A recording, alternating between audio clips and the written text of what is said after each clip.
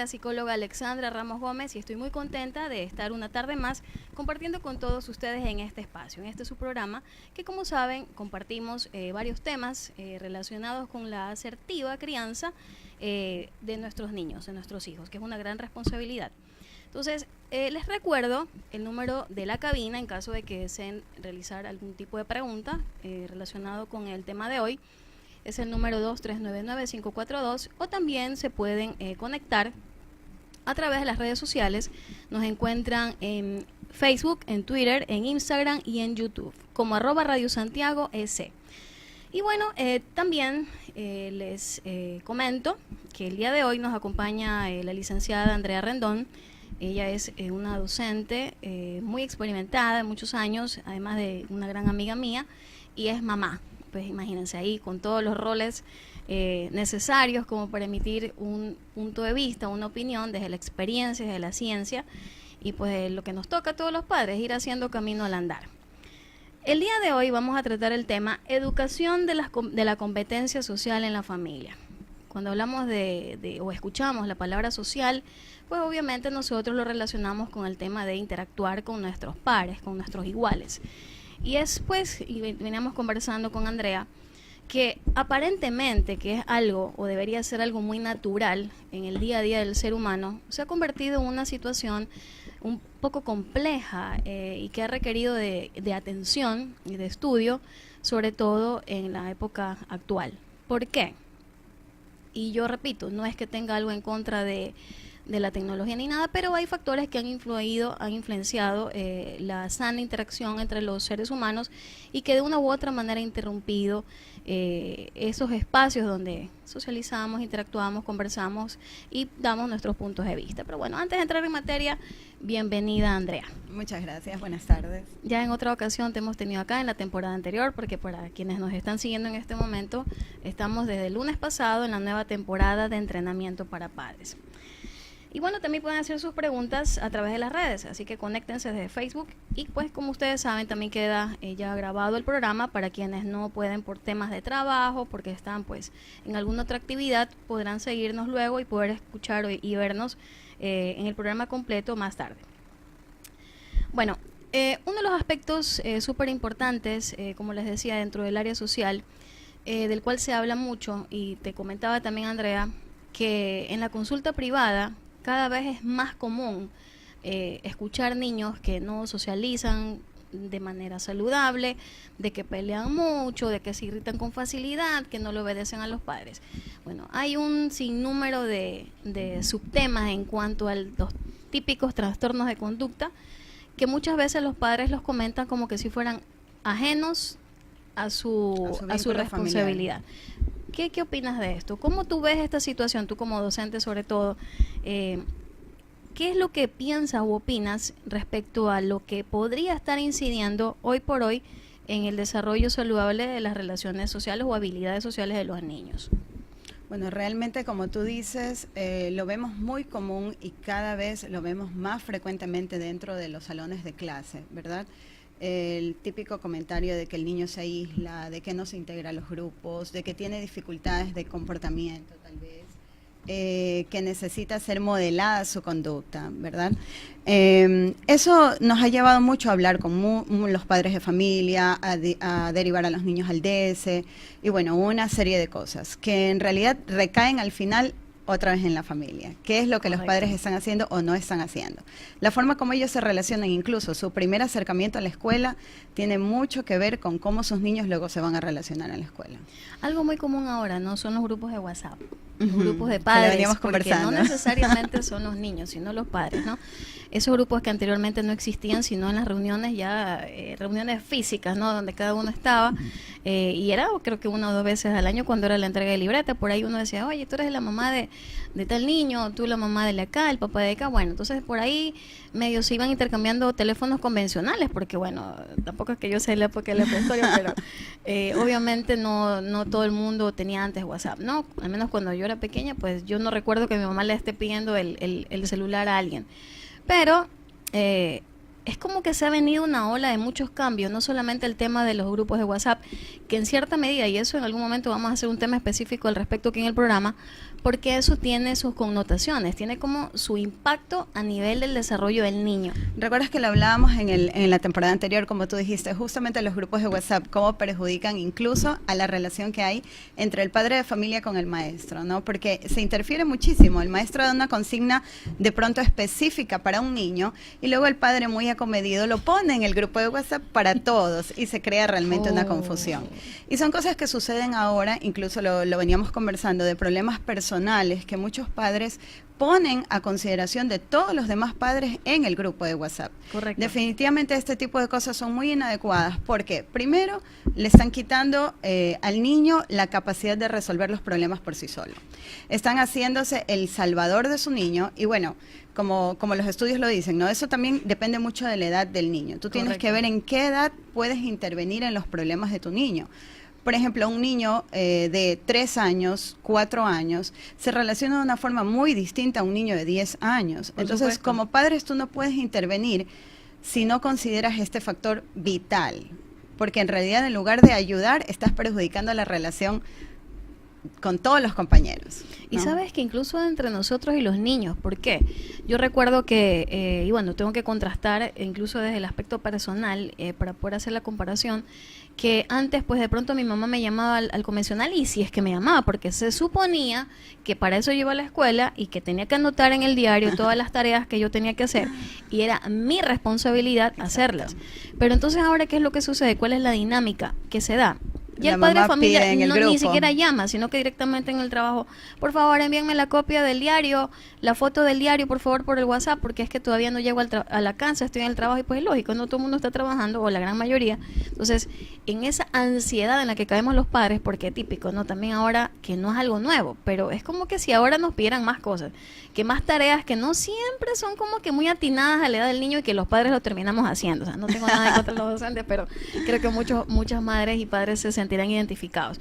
Incluso ese es el comentario que a veces escriben en los grupos: este trabajo no es para los niños, este trabajo es para nosotros. Entonces realmente se quita ese poder, esa capacidad, porque interrumpimos la comunicación con ellos. O sea, llegamos ya ni a preguntarle, ya ni siquiera es un tema de conversación con nuestros hijos. Exactamente. ¿Por qué? Porque ya todos nos hemos enterado por el WhatsApp desde la arista, desde el punto de vista de los padres. De los padres. Que los padres no van a la escuela. Entonces luego venimos y le decimos a los niños: pero ¿por qué siempre estás esperando que yo te resuelva las cosas, que yo te averigüe? Si yo no averiguo, tú no me dices nada. Pero el niño se queda, o sea, ¿qué es esto? Pues nosotros damos el pie y la pauta para que se dé ese patrón de comportamiento y luego estamos estresados porque hemos instalado algo nosotros mismos. Definitivamente debería haber un programa solamente para los grupos de WhatsApp, porque es un tema tan extenso y que a muchas personas en realidad les cae muy puntual. Así es, y realmente ustedes dirán, bueno, pero estamos hablando del tema social, y por supuesto, porque esto es un tema actual, que incide de manera directa, no solamente en niños, sino también en adolescentes. Cuando hay dificultades, de pronto algún compañerito tuvo un roce con alguien,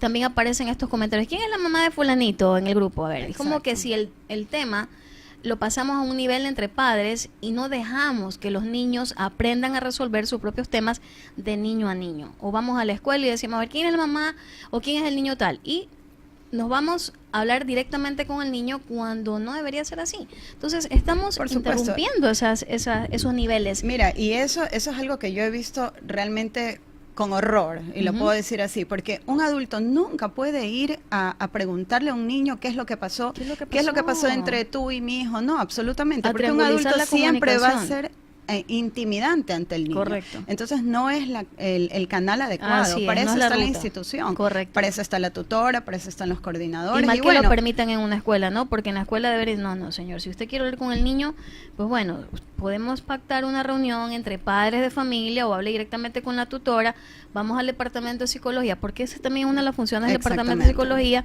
Y bueno, pero se pasan estos niveles por alto y cometemos graves errores enviándole mensajes totalmente nocivos y equivocados a nuestros hijos. ¿El mensaje cuál es? Mi mamá siempre me va a venir a resolver los problemas. Así es. Y luego cuando se casan, tienen hijos, no, mi mamá, busquemos a mi mamá porque mi mamá y mi papá son los que van a venir y vas a ver, espérate un ratito, que ya ya lo vamos a resolver desde acá. Entonces, mira, y los niños lo dicen, Alexandra, es increíble porque los niños realmente, como yo siempre les digo a los papitos, sus hijos los venden. O sea, ellos te dicen en el salón: no, pero es que mi mamá me ha dicho que si no alcanzo a copiar no importa porque ella pide la foto en el grupo. O sea, o entre ellos me ha tocado escuchar los que hacen acuerdos. Ya, yo no copio, yo juego hoy y tú pides la foto en el grupo. O la tú me tortura a la pasas. tutora también, ¿no? Vamos a llamar a la tutora porque es que la verdad mi hijo no entendió cómo era la tarea y pues bueno, limitamos en ese sentido. Entonces, bueno, realmente esto es uno de los ejemplos, una de las situaciones y los contextos en los cuales interrumpimos, influenciamos de manera negativa. Tenemos una inferencia bastante, pues, castrante, por último, porque luego nosotros estamos apurados y tenemos que invertir en otros profesionales porque estamos educando de una manera equivocada aspectos fundamentales que deberían de darse naturalmente. El niño va a la escuela, que es uno de los contextos, uno de los 3 contextos o espacios donde ellos aprenden a socializar, aprenden a conocerse incluso a través de los demás. La casa, la escuela y los grupos de iguales son los principales espacios donde los niños aprenden esas habilidades. Y vamos a seguir hablando más de esto después del corte, así que no se vayan. Vamos a ver. Sí, vamos a ver. No, que si seguimos. No, vamos a contestar las preguntas, pero luego al corte.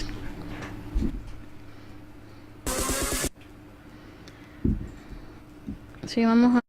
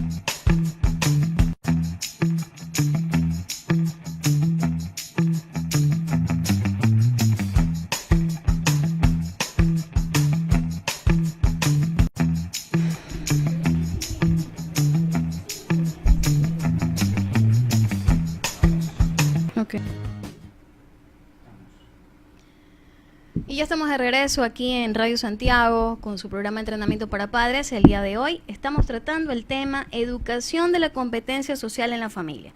Estamos pues junto a Andrea Rendón, licenciada, educadora y madre de familia. Hace un momento, antes del corte, tratábamos un poco el tema, pues que actualmente lo vivimos, creo que todos los padres, con el tema de un poco la tecnología, que también son espacios sociales, las redes sociales también, que en cierta medida nos acercan, pero por otro lado también nos alejan, y que en algún aspecto de nuestra vida interrumpe o genera algún tipo de injerencia no tan positiva, y enviamos incluso mensajes erróneos a los niños con este tipo de conductas de parte nuestra, queriéndoles resolver las cosas. Entonces, una de las habilidades sociales que debemos nosotros como padres, como familia, como contexto, como la primera escuela del desarrollo de las habilidades y competencias sociales de los niños, es aprender a resolver situaciones, aprender a ser autónomos, aprender a comunicarse. Entonces estamos pues criando niños en los que nosotros nos convertimos en sus locutores.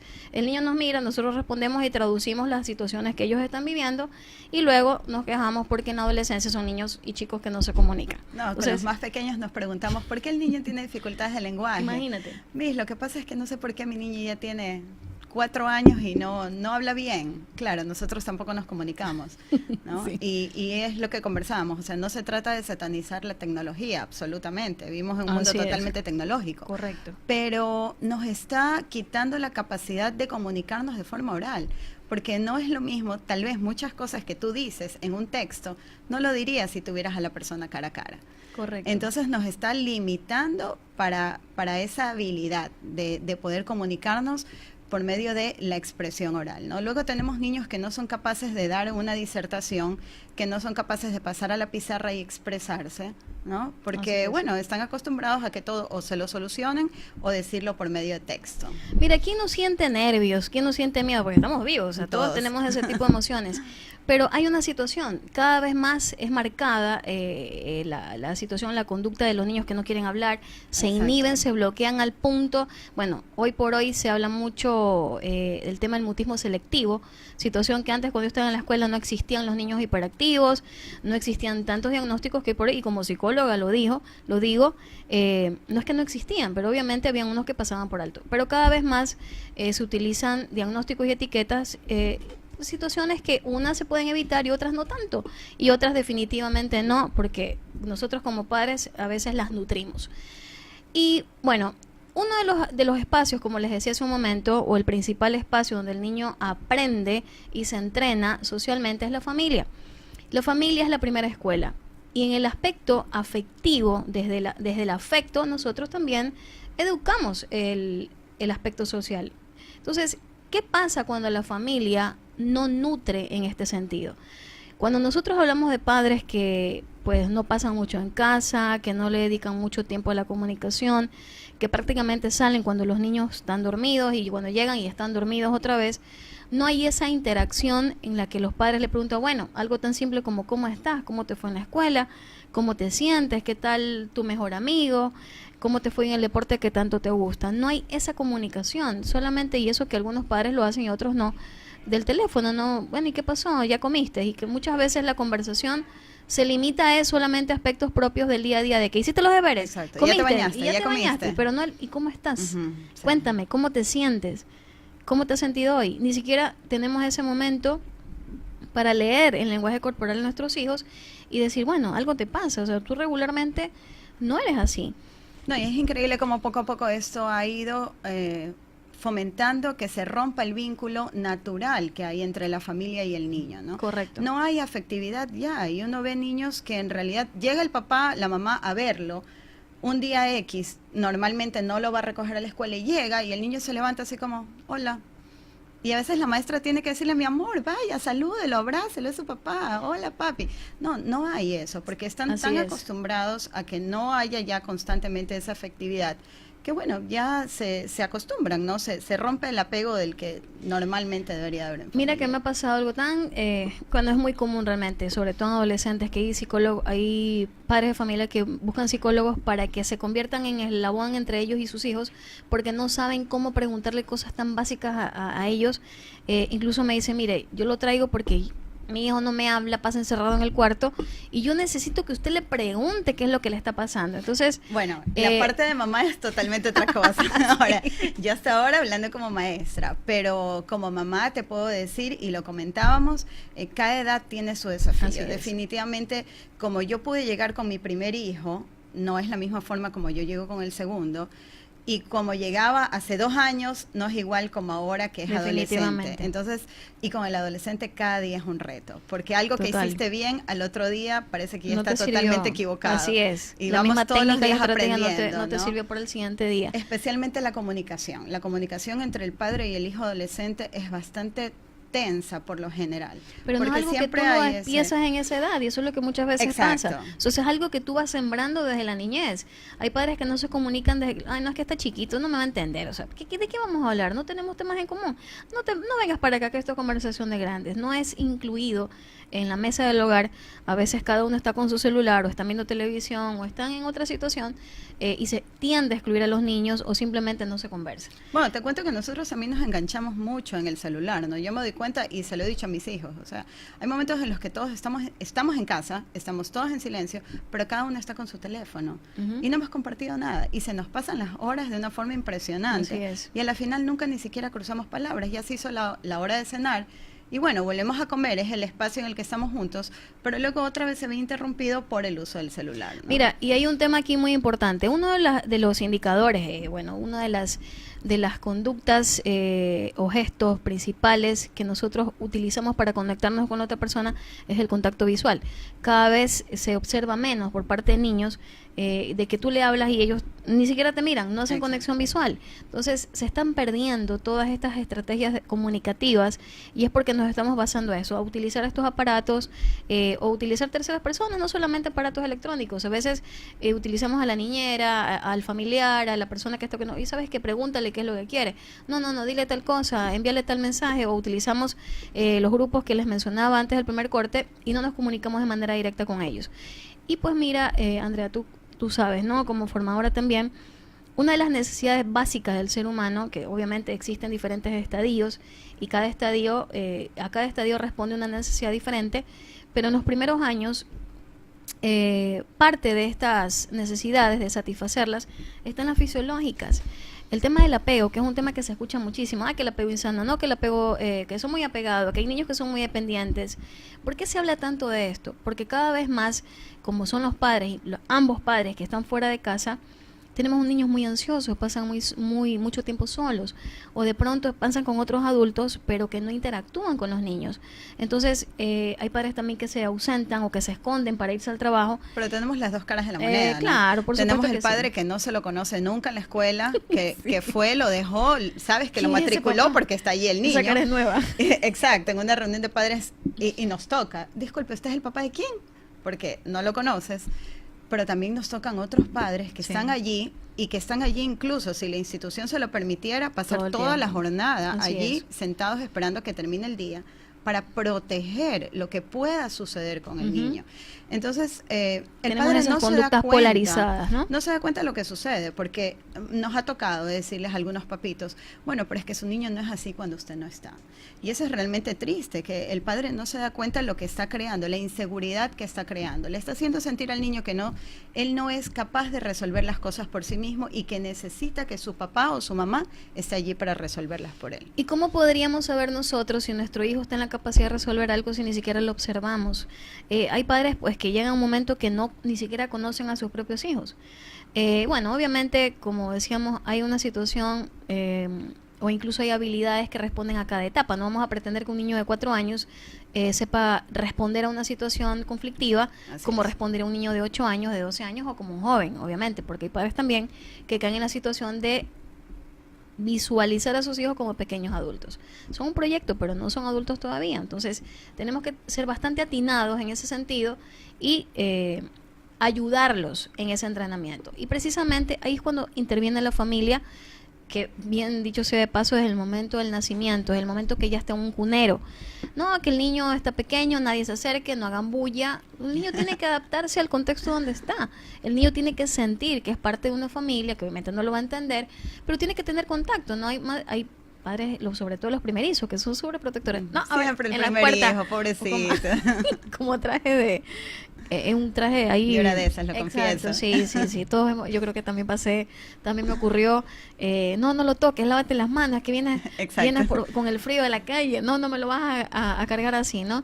Y son situaciones que de manera indirecta también van predisponiendo el poco contacto de los niños con otras personas. Pero ya vamos a seguir hablando de eso luego del corte. No se vayan, que ya volvemos. Haremos una pequeña pausa. Ya regresamos.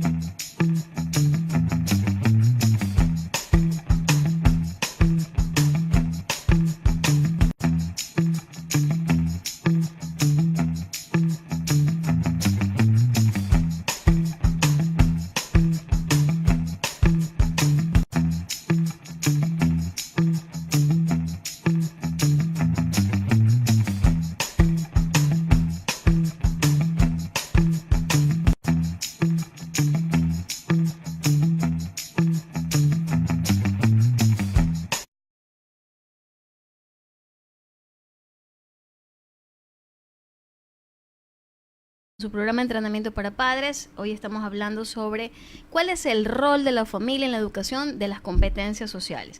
Y aquí tenemos a Roger Romero, que nos saluda a Andrea y a mí a través de Facebook. Hola Roger, gracias por tu saludo. Esperamos que estén pues cada vez más personas interactuando acá con nosotros, y no olviden de manifestar y escribir sus preguntas para poderlas contestar al aire. Y bueno, Andrea, hablábamos del tema del apego, que es una temática que pues es mencionada en muchos estudios sobre la conducta del ser humano, y sobre todo en la primera infancia, porque bueno, se expresa, se entiende de que mucho tiene que ver la relación que tiene el niño en sus relaciones primarias, valga la redundancia, con sus padres. De la calidad de esa relación depende mucho la calidad que va a tener en cuanto a la relación con otras personas. hay niños que hoy por hoy se muestran muy ansiosos, muy dependientes, que no se pueden desapegar de su mamá, que a pesar de que está fuera de casa 7 u 8 horas, cuando la ven es como que no pudieran despegarse, lloran, no la quieren perder de vista.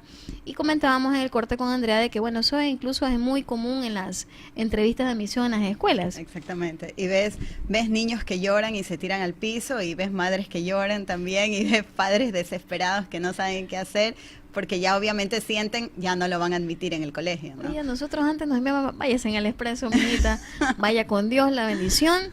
Y le deseo éxitos en este año. No, y es increíble porque toda la ansiedad que sienten esos padres en ese momento, en el momento de la prueba de admisión, se la transmiten definitivamente al niño. Y el niño lo que ya iba preparado para hacer, ya hablando de niños, por ejemplo, del segundo o tercero de básica, se bloquean y no pueden hacerlo. Pero el miedo nace en base a que, si yo siento miedo por algo es porque yo siento que mi hijo no va a ser capaz de responder o de actuar de acuerdo a la situación. ¿Por qué? Porque nosotros sabemos, consciente o inconscientemente, que en casa hacemos y vemos todo por ellos. Exactamente, sabemos que algo sucede y muchas veces los padres lo quieren esconder y quieren a toda costa hacer creer a la institución algo que luego va a ser tan evidente, ¿no? Así es, porque así es. No es cuestión, como lo comentábamos incluso en el espacio anterior, no es cuestión de meternos en la vida de las familias, pero nosotros lo vamos a saber. O sea, por algo trabajamos con niños durante tanto tiempo, durante tantos años. Somos especialistas en esto, vamos a darnos cuenta que algo está pasando y vamos a ir a la raíz del problema, que generalmente es la familia. Correcto, y uno de los aspectos importantes cuando hablamos de apego es el apego sano, lógicamente, ¿no? Es lo que vamos a un poco a ahondar acá. Es, primero, sin irnos a algo tan complicado, es el que el niño se sienta querido y aceptado por la familia. Y se ¿Cómo sienta un seguro? niño se puede sentir querido y seguro en un contexto familiar? Bueno, él sabe que él tiene su espacio. Los niños, aunque sean pequeños, saben que ellos tienen su espacio y son respetados dentro de. Es verdad, muchos padres dicen, bueno, pero yo tampoco le voy a dejar que haga lo que él quiera. No se trata de de dejar que haga lo que él quiera. O se van al otro extremo de dejarlo hacer lo que quiera, ¿no?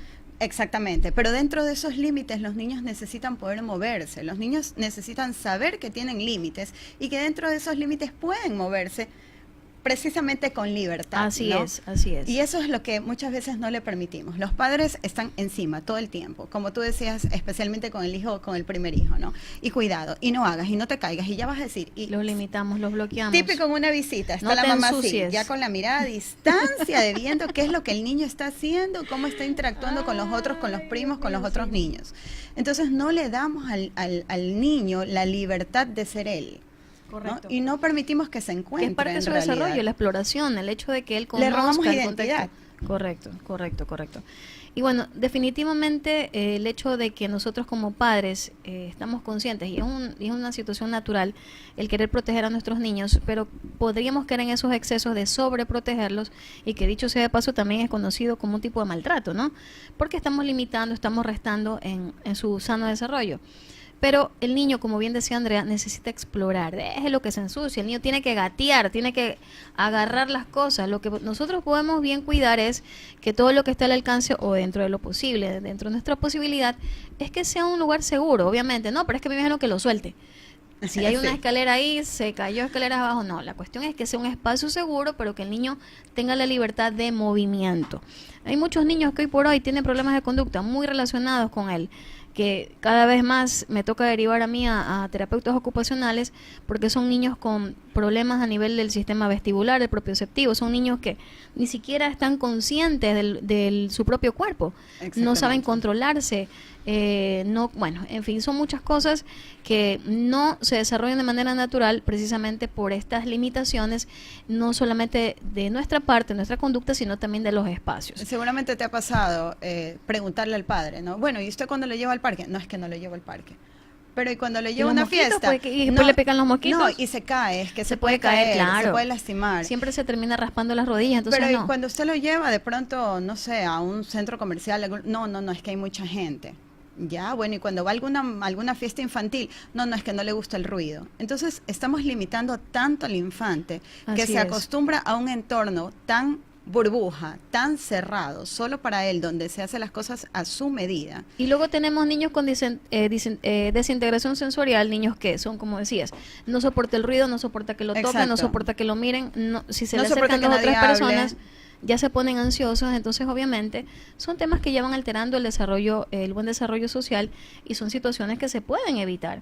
¿Por qué? Porque los niños son por naturaleza seres sociales y gregarios. Nacemos para estar en un mundo con otras personas. Eso ya viene, bueno, obviamente si hay algún tipo de trastorno, pues eso vendrá o se presentará como un aspecto alterado en la interacción, en el aspecto de la comunicación. Pero si estamos hablando de un niño sano desde su nacimiento y que nosotros lo estamos limitando, sí podríamos crear ciertos trastornos a partir de esas limitaciones. Decíamos hace un momento que incluso uno de los psicólogos, las teorías de la teoría de Maslow, por ejemplo, que habla de la pirámide de las necesidades del ser humano, y que cuando estas no son atendidas, crean ciertos trastornos y ciertos problemas que luego cada vez más se acentúan y se ven como a fuerza en los posteriores estadios del desarrollo del ser humano.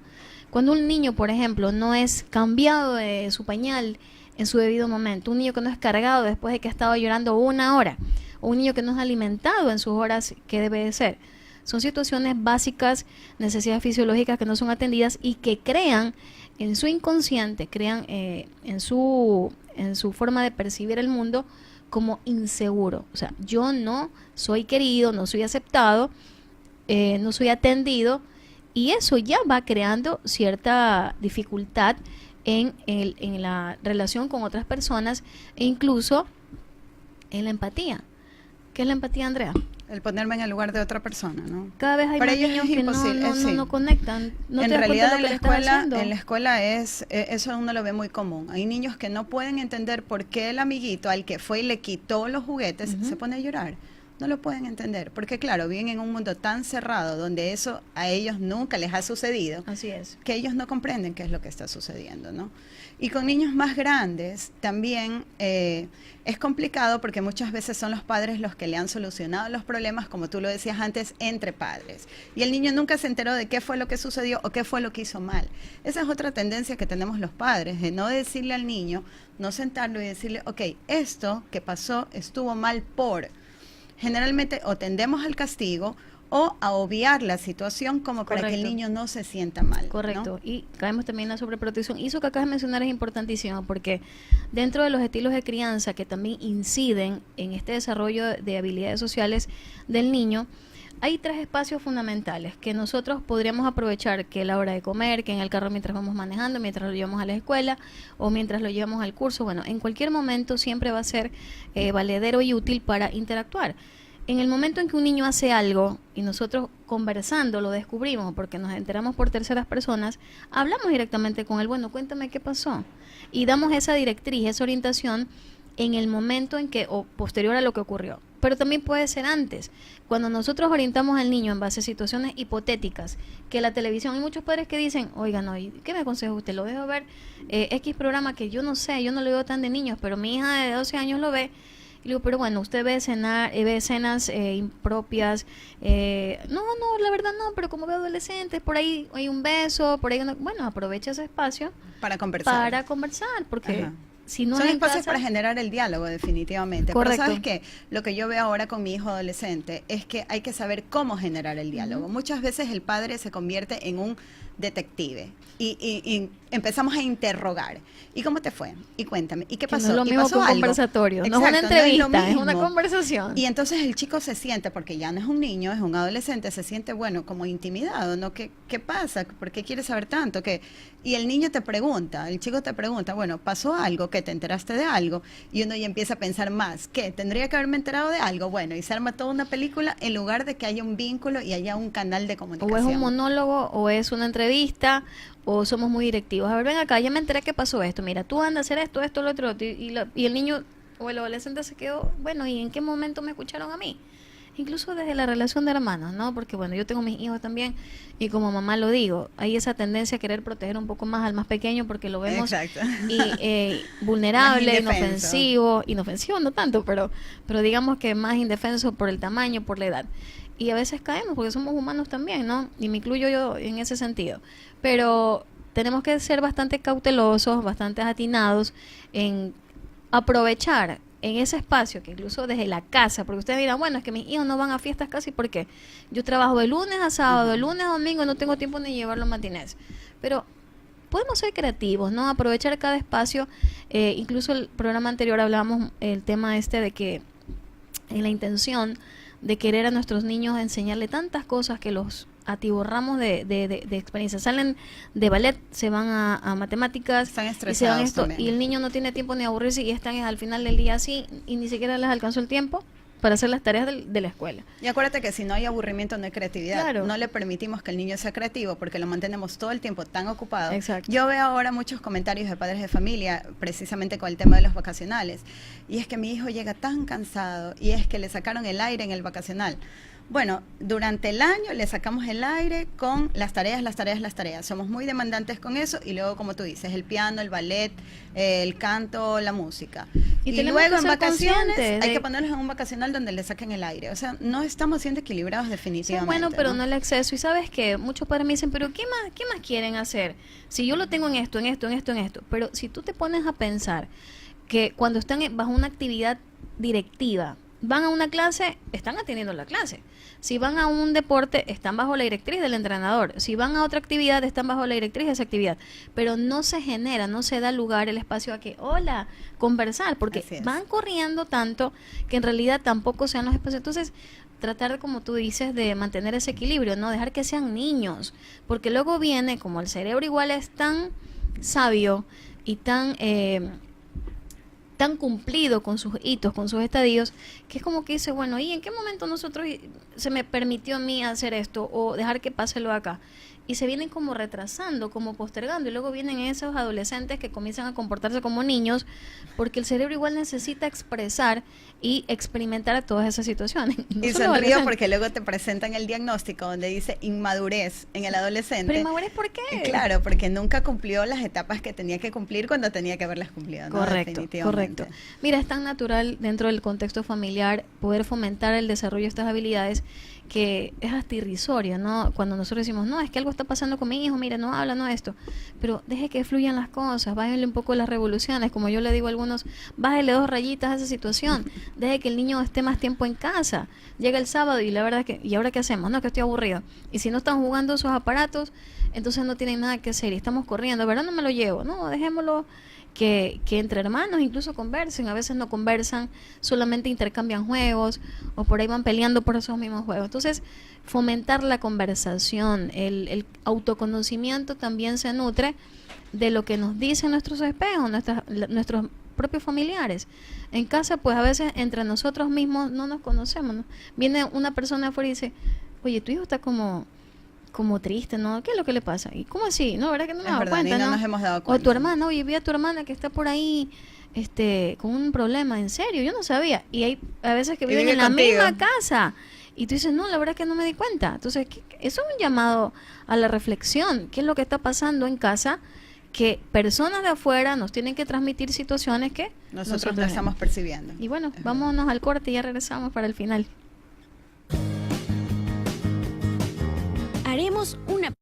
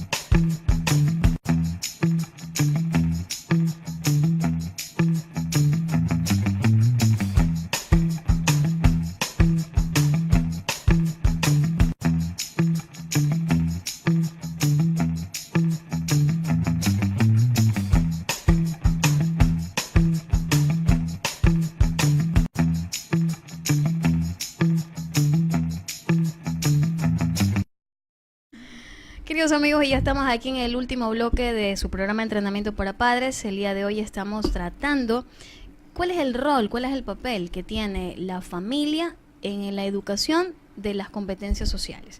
Hoy que bueno, siempre es muy natural que nosotros seamos seres gregarios, sociales, comunicativos, pero sabemos pues también que existe la otra parte, ¿no?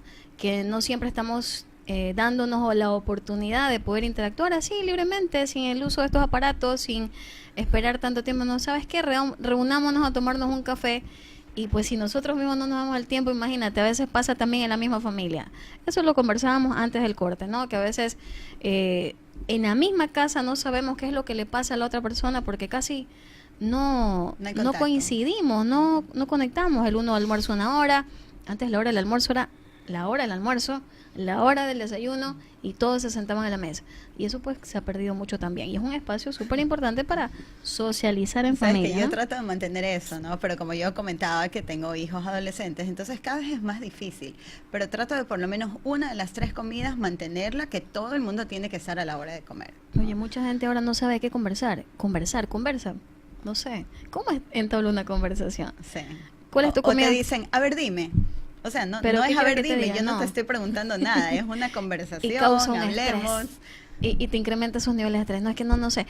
Tú sientas a 2 niños y lo primero que hablan es de cualquier juego, pero bueno, esos son sus puntos a tratar de conversación. Pero por lo menos la cuestión es que socialicen, ¿no? Que incentivar, abrir, crear esos espacios para que los niños, no solamente con otros niños, sino también con nosotros, aprendan a conversar, a expresar, a comunicarse. Nosotros como familia, ¿cuál es nuestra primera labor? Educar, prevenir, cuidar, proteger. Y desde el aspecto social, pues obviamente también nosotros protegemos. Pero si no permitimos que nuestros hijos también se contacten, se comuniquen con otras personas, tengan experiencias y vivan sus propias situaciones, ¿cómo podríamos nosotros acompañarlos y orientarlos? ¿En base a qué realidad? Entonces, en esa situación de sobreproteger, estamos también limitando a nuevos aprendizajes. Me gustó lo que tú dijiste, que es una forma de maltrato, y es muy cierto, porque estamos haciendo un futuro adolescente y adulto inútil. No va a saber valerse por sí mismo, no va a saber defenderse ante algo. Y ojo, que con defenderse no digo de ser agresivo, correcto, o pelear, no, simplemente tener una palabra acertada ante cualquier cosa que le puedan decir. O incluso, a veces el padre de familia, hablando muy puntualmente de la escuela y de los niños un poco más grandes, ¿no? Dicen, pero es que no entiendo por qué mi hijo se queda con la duda, llega a la casa y le pregunto, ¿pero por qué no le dijiste a la maestra que no entendías? Y no me dice nada. Claro, porque nunca le hemos dado desde más pequeños, es que me da vergüenza. Espacio. Claro, y ¿qué es lo que piensan? Que le da vergüenza o le da miedo por la maestra, ¿no? Que hay de pronto algún tipo de fricción entre el maestro y el niño. Y se crean otro tipo de situaciones que no son las que están sucediendo realmente. No, llevemos la vida de una manera más simple, leamos el periódico, porque a veces decimos, bueno, conversemos, pero ni siquiera existe un tema, no estamos incluso actualizados. Nosotros le decimos ahí cómo me gustaría que mi hijo leyera un libro, pero en la casa ni siquiera leemos el periódico. Y eso también son temas de conversación, un juego de mesa, salir a sacar la basura, y mira la noche cómo está. Cosas tan simples que realmente no requieren de gastar dinero, no requieren de que venga una tercera persona de fuera a decirnos cómo abordar a nuestros hijos. Debe de ser algo tan natural. La educación, lo que es la competencia social en los niños. Pero siempre recuerden que eso empieza en casa. Se lo dice pues una madre y otra madre también, que nosotros no solo como profesionales lo vivimos. Y bueno, ¿cuál es tu última recomendación, Andrea? Bueno, en lo que decías me gusta mucho y me acojo de eso, ¿no? No poner como excusa el tiempo. Es verdad, todos en este momento tenemos un tiempo limitado, pero siempre hay un espacio, siempre nos podemos crear un espacio. De pronto con los niños más grandes ya no tienes el tiempo o no tienes ya las fuerzas que te deja el resto del día para acostarte y leerle el cuento. Pero si tienes el momento en el que vas a la escuela, el momento en el que, como tú dices, ir a botar la basura, es algo tan simple, no te cuesta dinero. Es una actividad diaria que le crea una responsabilidad a tu hijo más grande. Correcto. Pero que puede ser un espacio para crear un vínculo entre los dos. Y fomenta el juego. Si no tiene muchos juguetes, tampoco es un pretexto. Cojan una hoja de revista o de papel periódico, hagan un barquito. Jueguen 3 en raya. Jueguen 3 en raya, la galleta, esos juegos que nosotros teníamos antes, el zapatito roto, ¿te acuerdas? Tantas cosas. Usen la creatividad. Recuerden que somos padres y lo seremos siempre, pero principalmente orientadores y responsables de que ese proyecto de vida que tenemos a cargo sea lo más saludable posible, en todos los sentidos. Gracias, Andrea. Y Gracias bueno, a ti. hasta la próximo lunes, 5 p.m. Entrenamiento para padres. Alexandra Ramos se despide. Hasta la próxima. Chao.